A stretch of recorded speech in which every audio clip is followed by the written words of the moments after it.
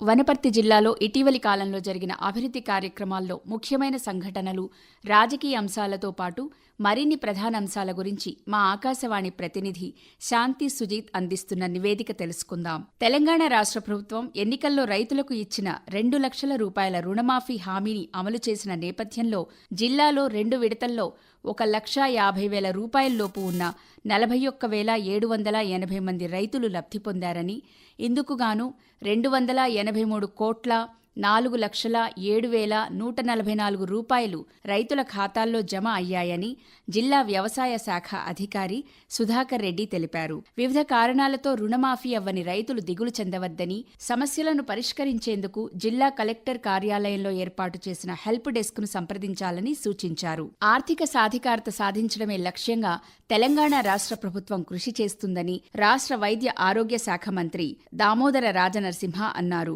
ఆదివారం దేవరకద్ర ఎమ్మెల్యే మధుసూదన్ రెడ్డి అధ్యక్షతన నిర్వహించిన మదనపురం వ్యవసాయ మార్కెట్ కమిటీ ప్రమాణ స్వీకార కార్యక్రమానికి ఆయన ముఖ్య అతిథిగా హాజరయ్యారు. మంత్రి సమక్షంలో వ్యవసాయ మార్కెటింగ్ శాఖ అధికారి స్వరణ్ సింగ్, మదనపురం నూతన వ్యవసాయ marketing committee chairman Pallepaga Prashanth, vice chairman Tirupati Reddy, committee సభ్యులతో ప్రమాణ స్వీకారం చేయించారు. ఈ సందర్భంగా మంత్రి దామోదర రాజనరసింహ మాట్లాడుతూ, తెలంగాణ రాష్ట్ర ప్రభుత్వం ఆర్థిక సాధికారత సాధించే దిశగా కృషి చేస్తుందన్నారు.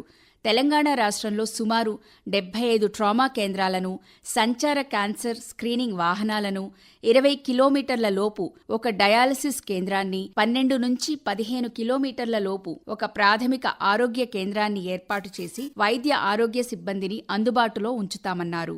ఇచ్చిన గ్యారంటీలను తప్పక అమలు చేసి చూపుతామన్నారు. అనంతరం మంత్రి రాజనరసింహ, ఎమ్మెల్యే మధుసూదన్ రెడ్డి, వనపర్తి జిల్లా కలెక్టర్ ఆదర్శ్ సురభిలతో కలిసి కొన్నూరు గ్రామంలో పలు అభివృద్ధి పనులను ప్రారంభించారు. టూరిజం స్టడీ టూర్లో భాగంగా రాష్ట్ర పర్యాటక సాంస్కృతిక శాఖ మంత్రి జూపల్లి కృష్ణారావు, జిల్లా ఎమ్మెల్యేలు, సిడబ్ల్యూసీ సభ్యుడు చల్లా వంశీచంద్ రెడ్డి, ఏఐసీసీ కార్యదర్శి సంపత్ కుమార్, రెవెన్యూ అదనపు కలెక్టర్ నగేష్, స్థానిక ప్రజాప్రతినిధులు, అధికారులతో కలిసి వనపర్తి, దేవరకద్ర నియోజకవర్గాల్లోని సాగునీటి ప్రాజెక్టులను, దేవాలయాలను సందర్శించారు. ముఖ్యమంత్రి రేవంత్ రెడ్డి నేతృత్వంలో రాష్ట్రంలో ఉన్న పర్యాటక ప్రాంతాల అభివృద్ధికి ప్రణాళికలు రూపొందిస్తున్నామని చెప్పారు.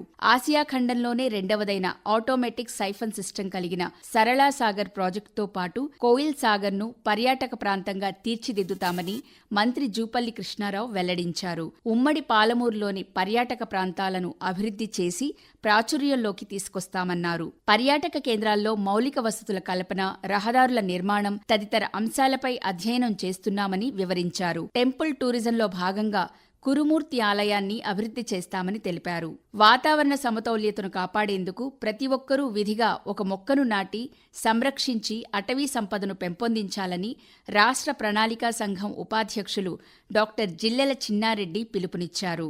జిల్లా కలెక్టర్ ఆదర్శ్ సురభి, అదనపు కలెక్టర్ సంచిత్ గాంగ్వర్తో కలిసి స్వచ్ఛదనం పచ్చదనం కార్యక్రమాన్ని ఆయన జిల్లా కేంద్రంలో ప్రారంభించారు. పాలిటెక్నిక్ కళాశాల ఆవరణలో నిర్వహించిన శ్రమదాన కార్యక్రమంలో ఆయన పాల్గొన్నారు. ఈ సందర్భంగా ఆయన మాట్లాడుతూ, రాష్ట్ర అటవీ సంపదను 33% పెంచేందుకు కృషి చేయాలని పిలుపునిచ్చారు.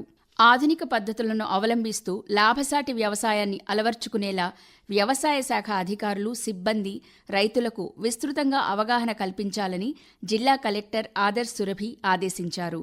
వనపర్తి జిల్లా కేంద్రంలోని గ్రోమోర్ ఫర్టిలైజర్ షాపును జిల్లా వ్యవసాయ శాఖ అధికారి సుధాకర్ రెడ్డితో కలిసి పరిశీలించారు. రైతులతో కలెక్టర్ మాట్లాడారు. వ్యవసాయానికి సంబంధించి వివరాలు అడిగి తెలుసుకున్నారు. గ్రోమోర్ షాపుల్లో ఎరువుల నిల్వలు, రిజిస్టర్ పరిశీలించారు. రిజిస్టర్లో ఉన్న నిల్వలను ఈపాస్ యాప్లో ఉన్న నిల్వలతో సరిపోల్చి చూశారు. పానగల్ ప్రాథమిక ఆరోగ్య కేంద్రాన్ని పరిశీలించిన జిల్లా కలెక్టర్ గర్భిణులు ప్రైవేట్ ఆసుపత్రికి వెళ్లకుండా ప్రభుత్వాసుపత్రిలో ప్రసవాల సంఖ్య పెంచేందుకు చర్యలు తీసుకోవాలని వైద్య అధికారులను ఆదేశించారు.